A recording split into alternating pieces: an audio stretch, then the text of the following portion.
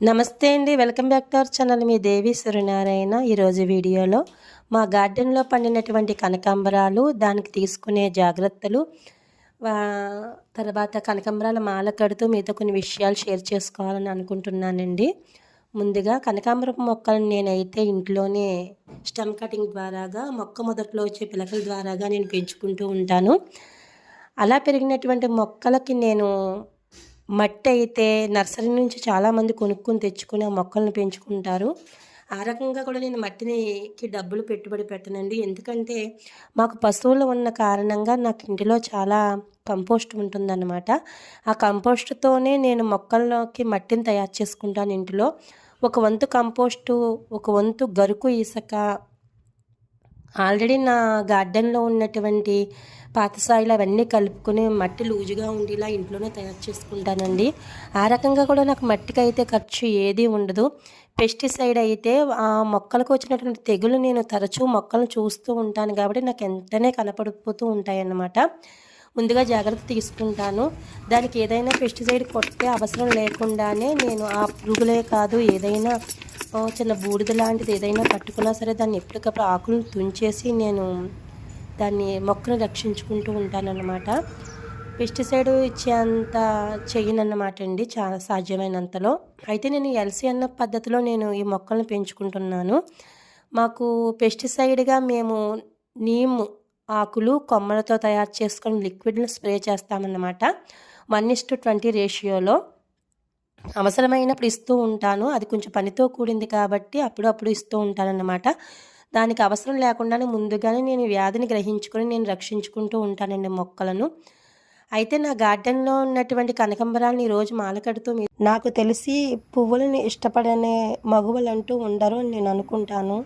అందులోనూ కనకాంబరాలంటే ప్రతి ఒక్కరికి చాలా ఇష్టం. ఎందుకంటే మంచి కలరు, తేజస్సు, తర్వాత తేలికపాటి స్వభావం కలగడం వల్ల ఈ పువ్వులను ప్రతి ఒక్కరూ ఇష్టపడతారు.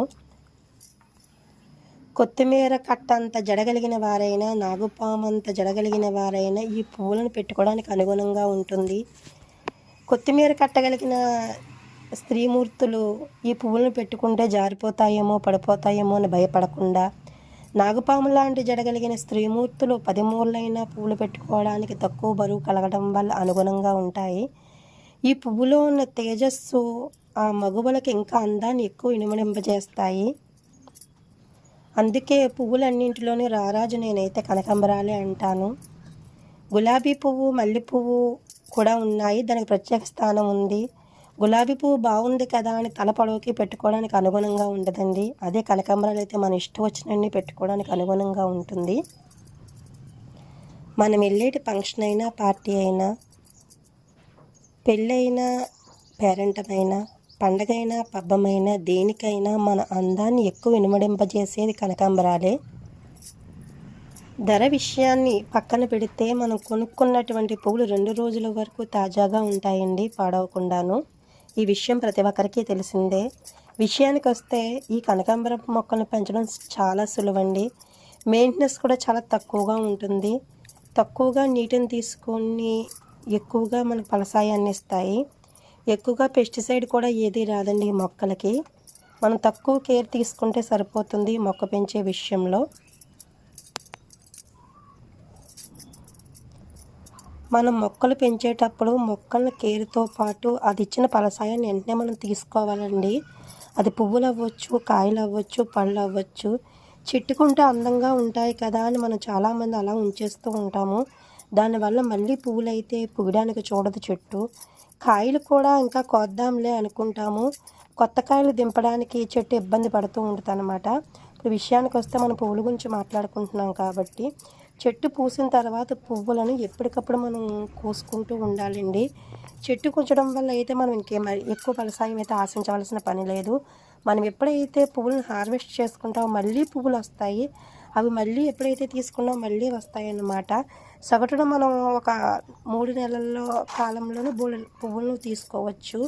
అందంగా ఉంటుంది కదా అని మనం ఎక్కువ రోజులు పువ్వులను ఉంచేయడం వల్ల చెట్టు అయితే ఎక్కువ పువ్వులను అయితే పొయ్యదండి. ఇది మనం ప్రతి ఒక్కరు గ్రహించుకోవాలి. LCNF అనే పద్ధతిలో ఒక చెట్టు పువ్వు కానీ కాయ కానీ వచ్చే సమయంలో మేము ఎల్ఆర్ఎఫ్ ఇస్తామండి.